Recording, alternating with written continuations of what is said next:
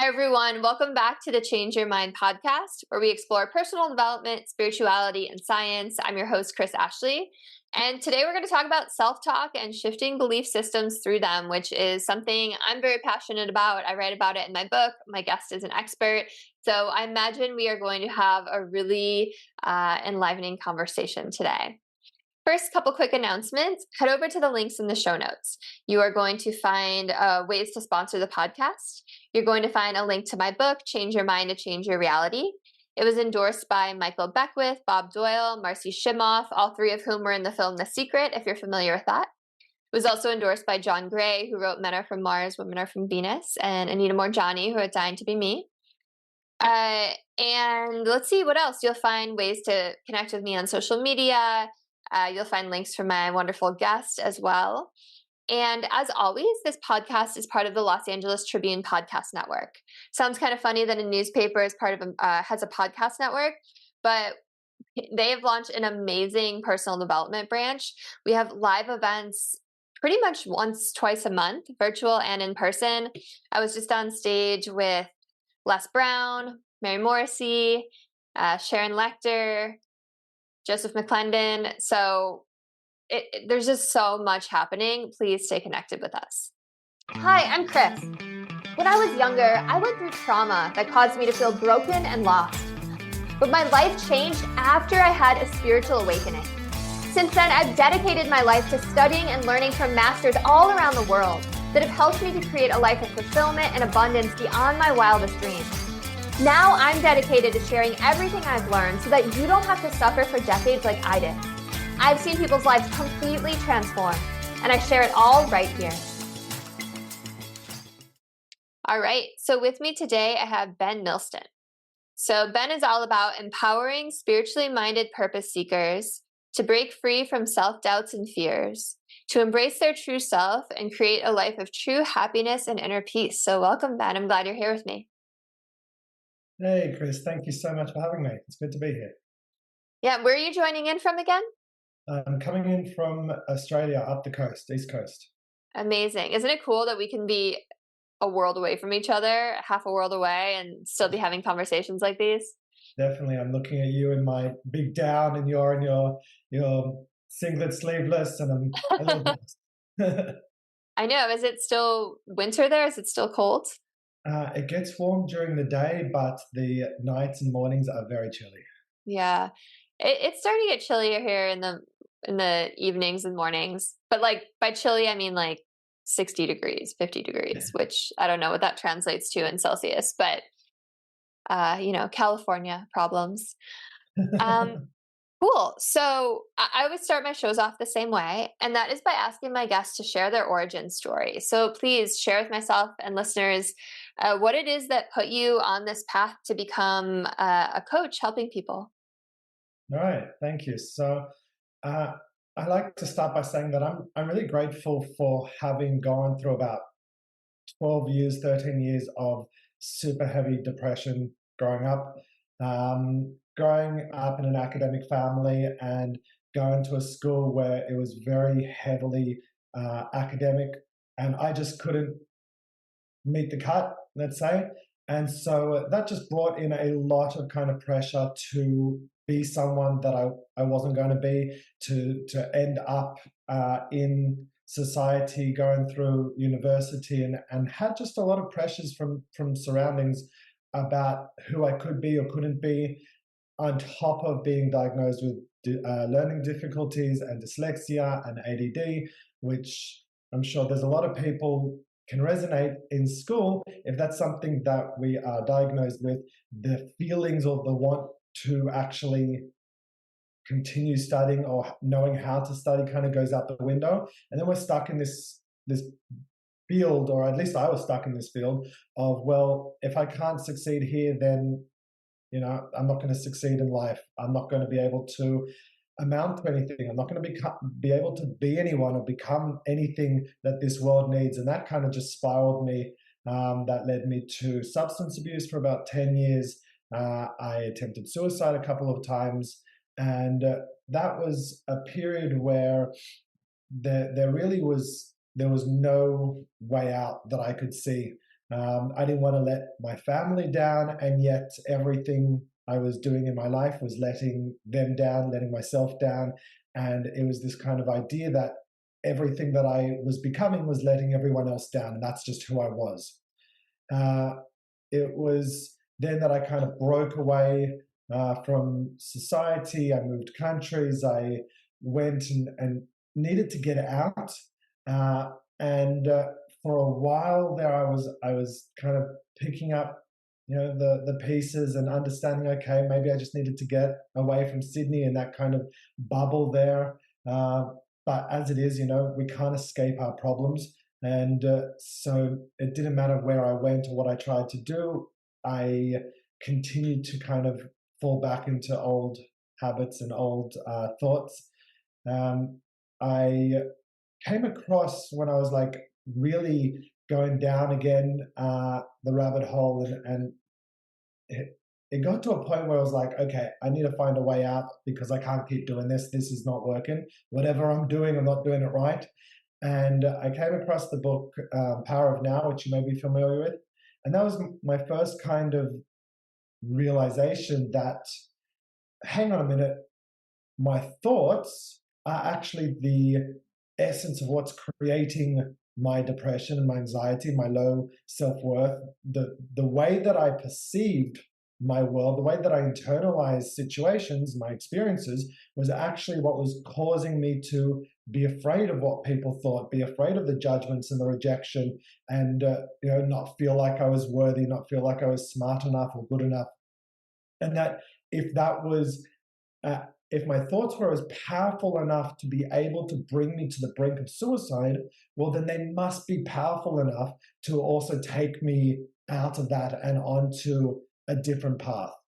Uh, we fast forward a bit of the past 10 years, I traveled hitchhiking in Europe, and I went on a horse caravan in Mongolia, and I went to different eco villages and conscious communities around the world, really just trying to understand that this world that we live in is so much more vast and great and more beautiful than the kind of limited understanding of the world that I'd been brought up in. And I think a lot of people kind of are brought up in this idea that the world is the way that they know it to be, when the world is just so much bigger and so much more grand than we've learned, that we've been taught, that we've experienced. Um, so it was about a year and a half ago now that I came back from South America with my wife. We got pregnant over there, and I was kind of thinking like, okay, I know that I will find whatever is my passion and my calling in life, but I still don't have it yet. I don't know what it is yet. And I've kind of like gone through all these experiences and this massive transformation, but I still just haven't hit on something yet. And so I decided to do another online course in NLP, and then, kind of popped up to do coaching. And I was like, okay, wait a minute. Everything that I've been kind of going through, all these transformations, all these, this journey, I've done courses, and I've done, read about 30 books on self-development, have all kind of been leading me to the point where I've been coaching myself, essentially. I've been getting myself into a place where I feel I'm confident and comfortable in my own skin. I really want to help people do this, because this isn't, there's so much that we don't know.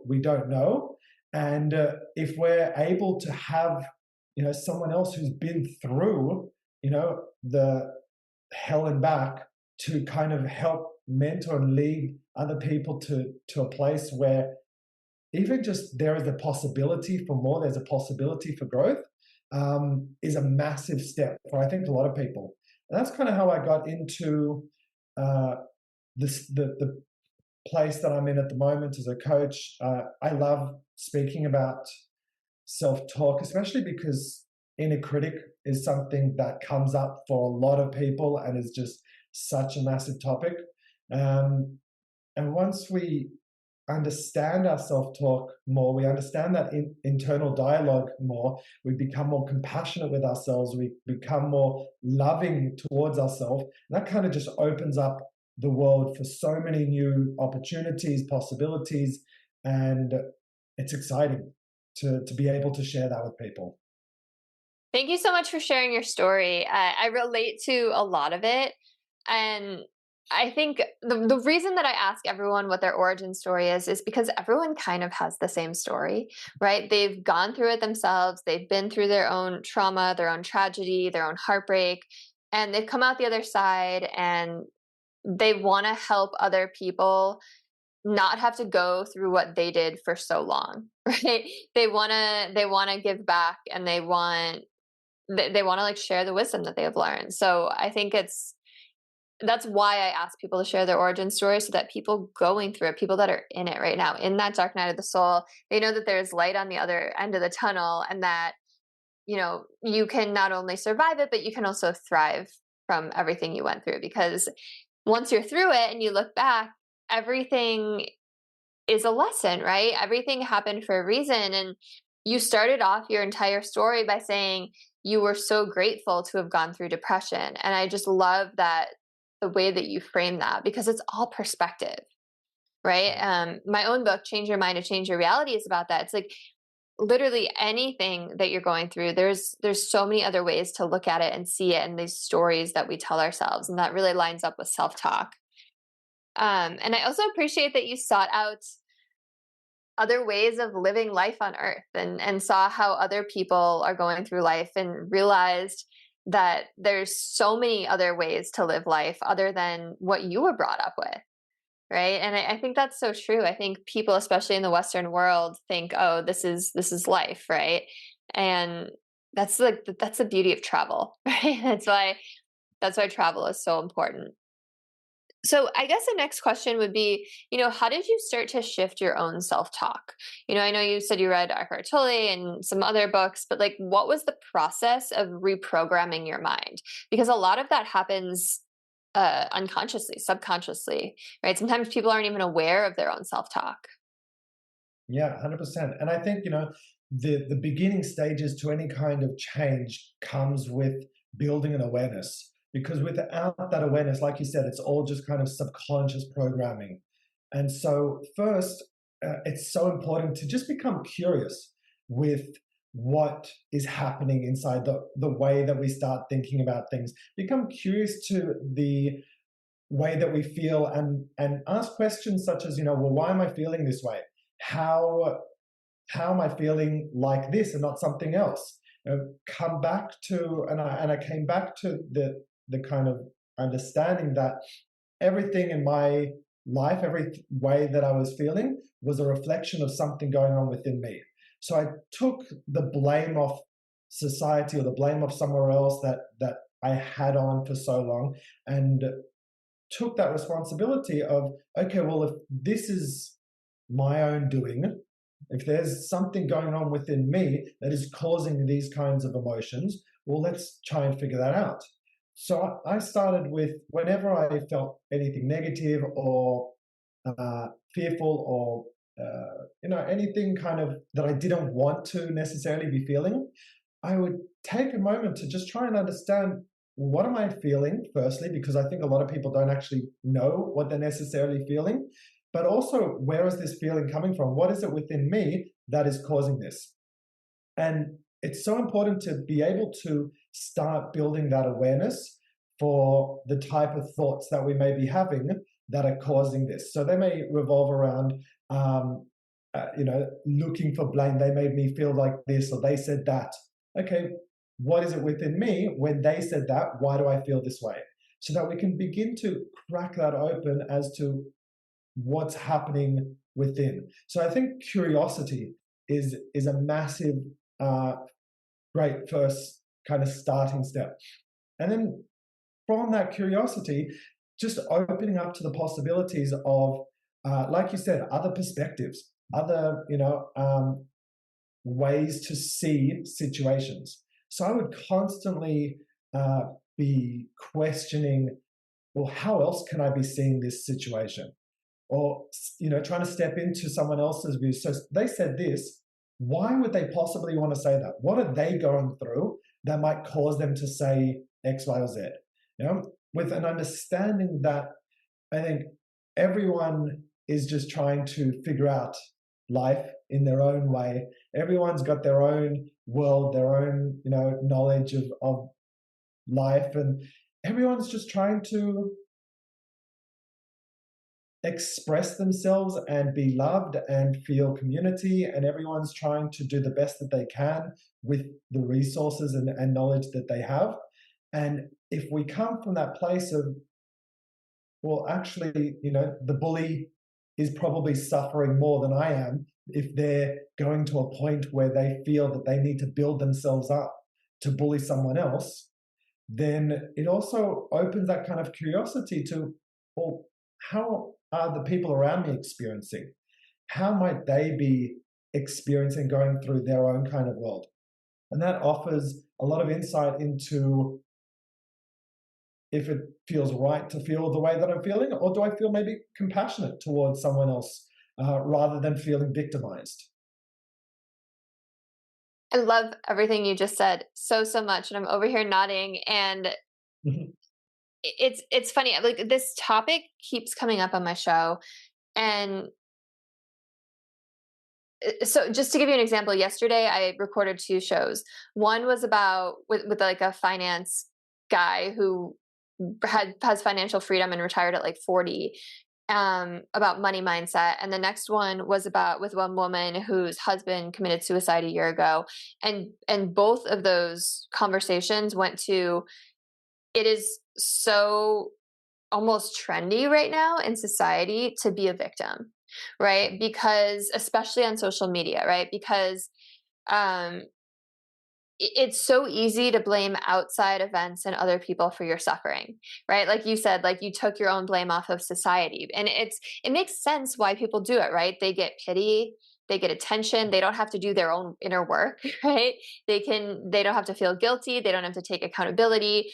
But what they don't get to do is step into their own power, and they don't get to heal, right? And they don't get to, you know, the other thing I love you said is they don't get to feel that compassion towards other people, right? And maybe that bully that you can feel compassion towards, like maybe by being the bigger person or offering a loving response, like you can help heal that person, right? Like all of this is just a ripple effect in the world. So, I appreciate that you said, what are they going through that caused them to see things that way or say things like they did?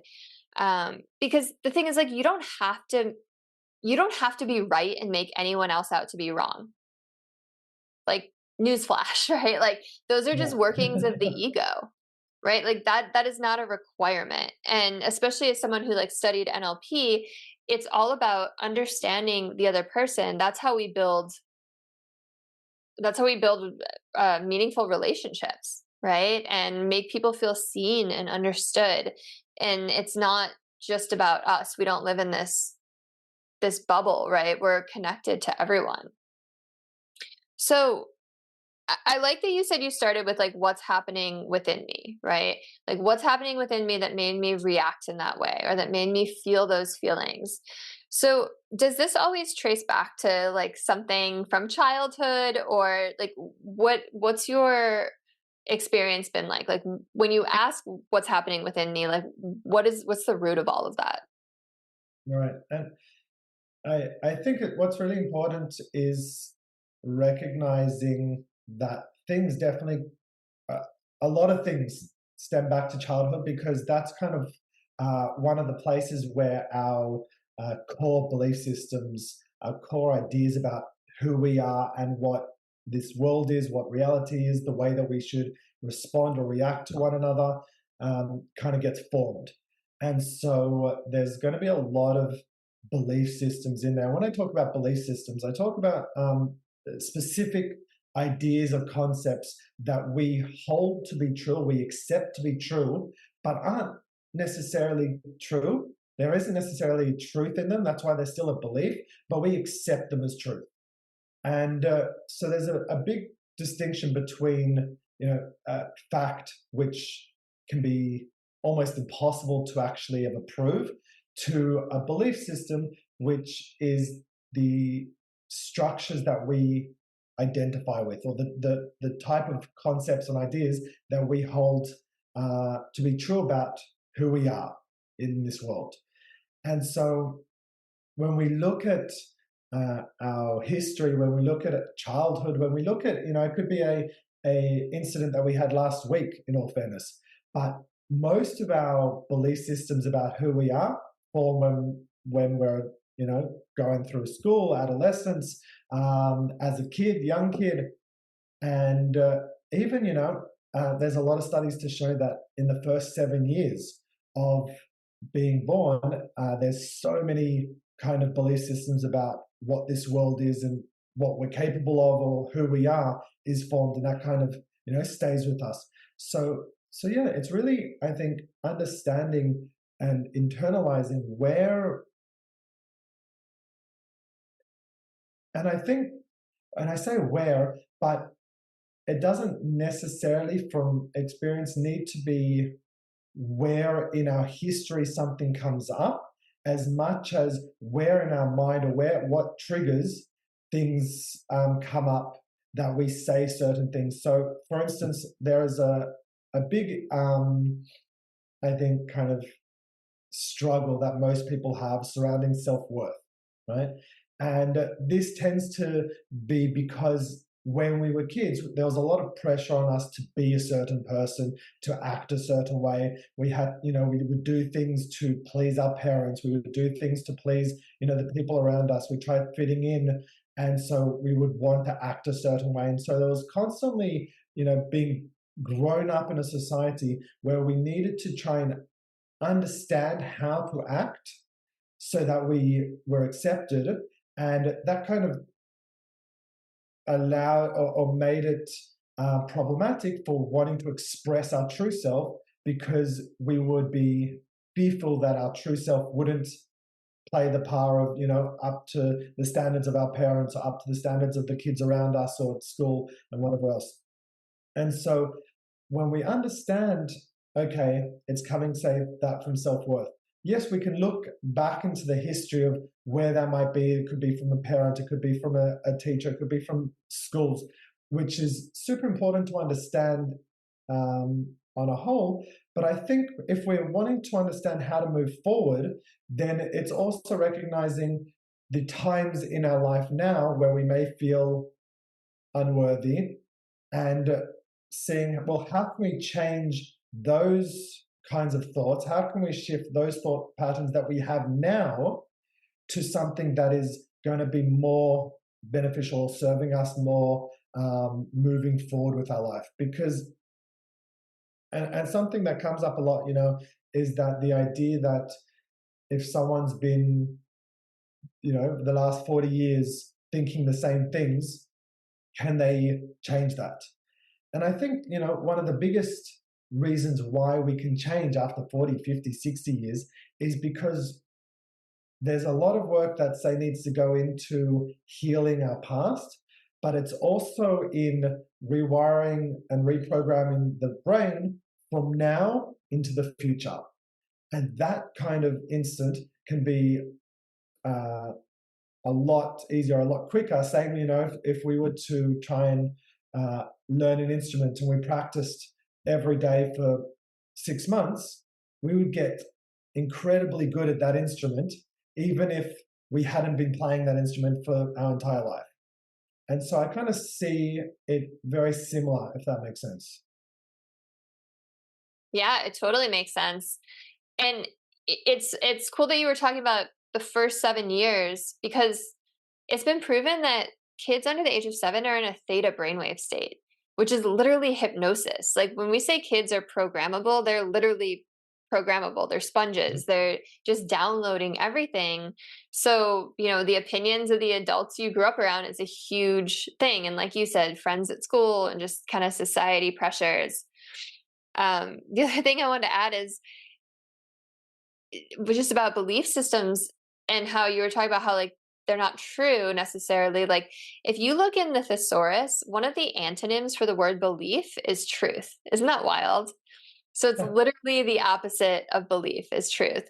And I love that. And I always go back to that. So everything you're saying totally makes sense. And if someone's listening right now and they're like, okay, I got it. Like, I've been going through difficult times. I'm feeling unworthy. Um, I know my self talk is bad. I'm aware of it. Like, what are some tips to actually reprogram that? Like, how do we like something that listeners can take away today to reprogram self talk or belief systems or both because they're kind of hand in hand, right? Right. So I think what's first really important to understand, because a lot of people, when they think about their negative self-talk, that inner critic, that they want to quiet it or shut it out, or not have it there. And it's important to understand and recognize that that inner critic is always going to be there. It's a part of who we are. It's something that we have. It's not about necessarily trying to shut it off. It's about learning to um, speak back to it, learning to love that side of us, learning to be compassionate towards this voice, and understanding also where it comes from, to see it in a more lighter kind of manner. Because a lot of people will hear that self-talk, that negative self-talk, and think, this is me, this is who I am, this is my voice, when that's just a fraction of the voices that are going on inside of our head. And so what's so important is, and we spoke about this at the beginning with conscious awareness, is to constantly be challenging the type of subconscious programs that we have with conscious thought. And so when I say that, if we think, for example, and I'm saying in my head, I've got this, that's something that we can consciously say. Even if that's not something that comes automatic, we can consciously say that. And so often what happens is we get into this kind of negative spiral, negative loop with thinking that or thinking in general tends to be cyclical, that we can, look at a situation and think, I really don't know what to say, how to say that. What if they judge me because of it? I probably shouldn't say anything, but if I do, what should it be? And then it kind of just goes into this cycle of thinking about all the things that may go wrong, or why we shouldn't do something, why we shouldn't say something, and often worst case scenarios. So when we start to reprogram that, we want to consciously start challenging everything that we're saying subconsciously into a different perspective. So and something that I love bringing to people's attentions is the idea of, well, how often have you ever thought about the what ifs it may go right, the what ifs other than the worst case scenario? How have you thought about, okay, if someone does judge you, well, what does that mean on them? Rather than it being a reflection of who you are, maybe it's a reflection of who they are and what they're struggling with. Right? So what the change kind of becomes is this internal dialogue where the subconscious automated response says, they'll probably judge me. And then the conscious thought says, well, it's okay if they judge me, because people are going to judge me, because no matter what I do, there are going to be some people that judge, and that's a reflection of them, and that's not a reflection of me. And if I'm going to be judged anyway, then, I might as well do something that makes me happy. And so we want to consciously be challenging the subconscious. And the quicker we become, the more we do that, the more we practice challenging or disproving the negative self-talk that is already so automated, the quicker the response will be. And the quicker that response will be, the more that becomes automated, just like a muscle memory.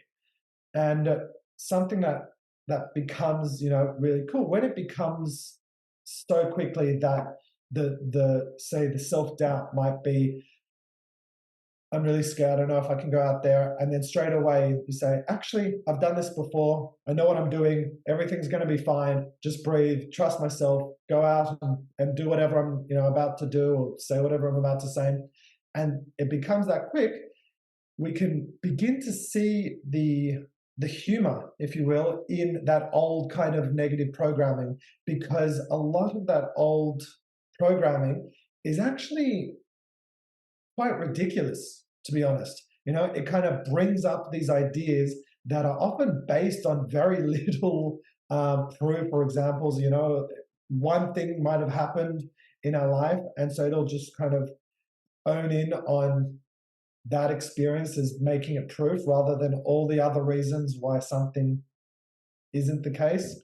And so we want to, be finding the humor in that negative self-talk by realizing that most of the time it actually doesn't have the whole picture of what's going on. It doesn't know what you're experiencing. It doesn't know the way that you're wanting to experience, the way that you're able to go out and experience.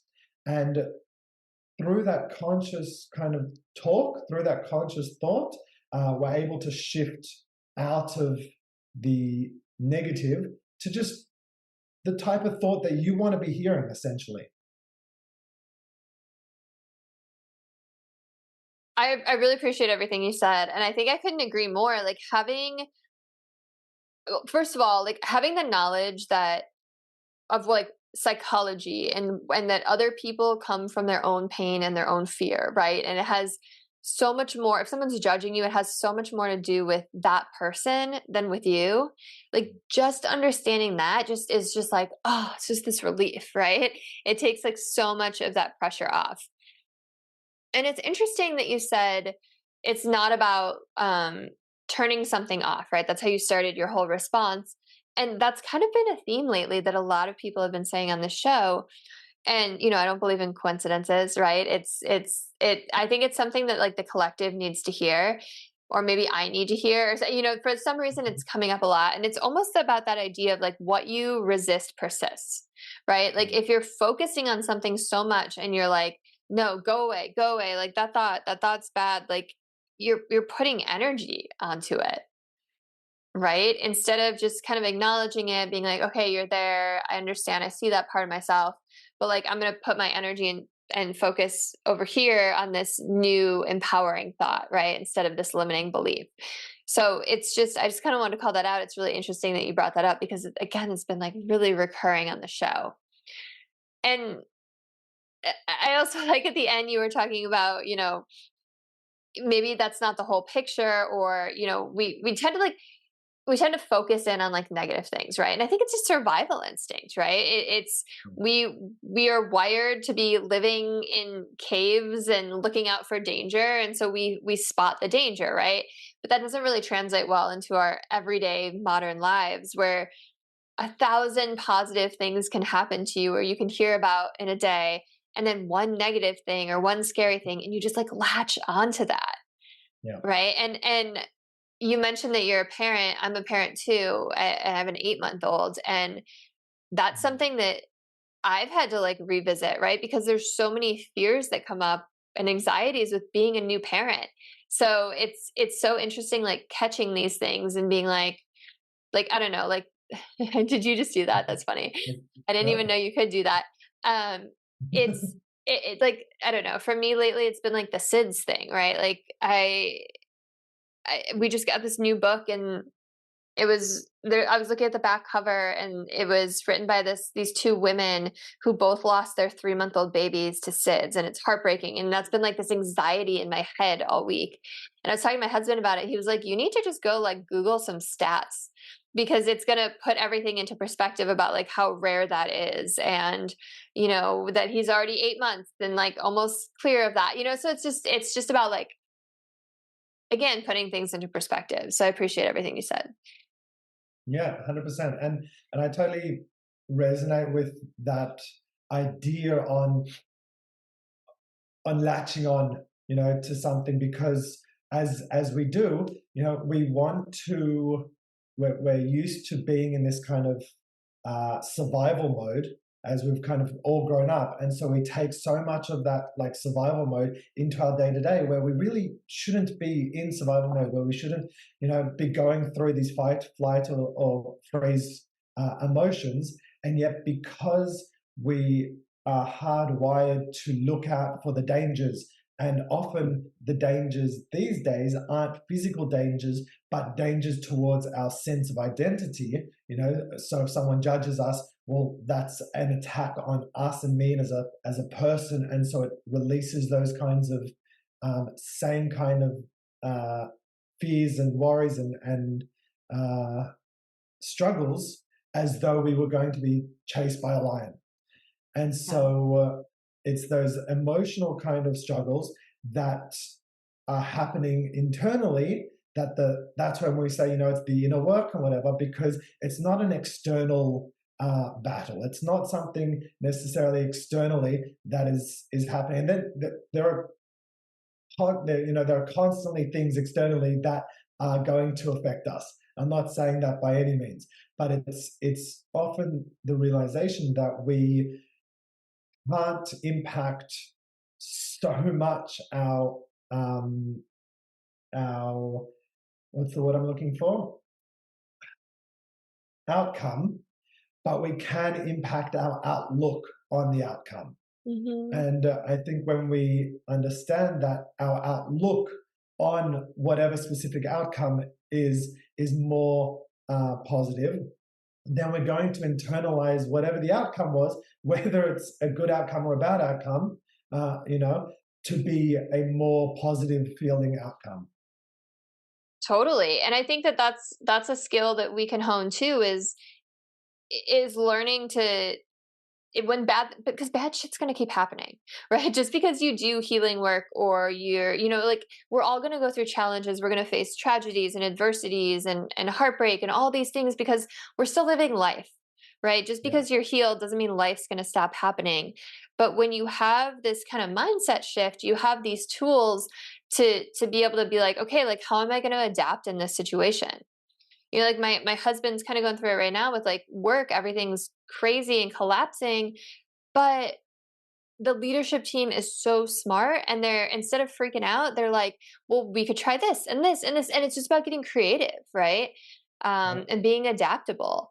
And I wanted to like just comment on, you were saying that most of the threat today is on our identity. And I was thinking as you were talking, like, that's still a primal thing too, because we don't want to be cast out of the tribe, right? We don't want to be because that's a dangerous place to be. Yeah. Right. And I think that ties back into what you were saying earlier about like so much of our self-worth is like not wanting to be judged by the group of our peers, because there's safety in numbers. There's comfort in numbers. We're what's the word I'm looking for? Like we want to be in community. That's so much a part of being humans. Like, we're pack animals too. And I know there's a word for that with humans and not animals, but, and we are in survival mode a lot. It sucks. Right. And it's part of it is like this modern life that we are finding ourselves in. And so it's so important to take time every day to put yourself back in a parasympathetic nervous state, right? To like come out of that, because no one can just live in that like high wire, go, go, go, like high anxiety mode. Like, that's why we're getting sick, right? So it's so important to come back down. Yeah. And you hit the nail on the head that back in the day when we didn't want to leave the tribe, well, we just had that tribe, and that was kind of, we left there, we had nothing. Here, there's so many different opportunities to change country, change communities, change suburb, change area, change people, change job, that we can find, our people and our tribe. And it's not that if one group of people isn't serving us well, that it's a reflection on us and we're not good enough. It's just that we're not clicking with them, they're not clicking with us. That's fine. Let's go find someone and a group of people that do resonate with who we are, rather than trying to fit in to a group that you're not supposed to be a part of. So true. Oh, that's so, so true. They're just not your people. And that doesn't mean there's anything wrong with them, right? people, and you're going to find people when you are your true authentic self, people are going to resonate with that and you're going to attract the people. So you're really doing yourself a disservice by trying to fit in and dimming your own light to fit in with a group that's not right for you. Yeah, totally. Yeah. So is there anything that we haven't talked about yet today that you like really want to get out there to listeners that you think is really important for people to hear? I think possibly that one of the biggest things that people don't maybe realize is that our words, both internally and externally, the words that we use, hold a lot of power. Mm, And I think a lot of people underestimate the actual power that words have. And I say internally and externally because the words that we speak to someone else can have such an impact on the relationship, the connection that we have with that person. But the words that we say to ourselves, have such a massive um, impact in the way that we feel. For example, that like I've eliminated the word hate from my vocab because it's just not an emotion that I want to feel. If there's something that I dislike, I would much prefer to dislike it than hate it because I don't believe that hate should ever be an emotion that we feel. There's certain things like hearing in my head if that something was a failure because I don't believe that there's anything as such as a failure. As we say, in NLP, there's no such thing as failure, only feedback. And so I want to be able to look at life and mistakes and setbacks as means to grow and to learn from. Ideas about good and bad or right and wrong, I try very carefully not to think of someone as a good person or a bad person because their behaviors or their actions are reflecting what's going on inside. That doesn't necessarily mean that they themselves are good or bad, or that I'm good or bad, or what's right for me might be wrong for someone else. So, just very careful about the type of wordings that we say to ourselves and to others.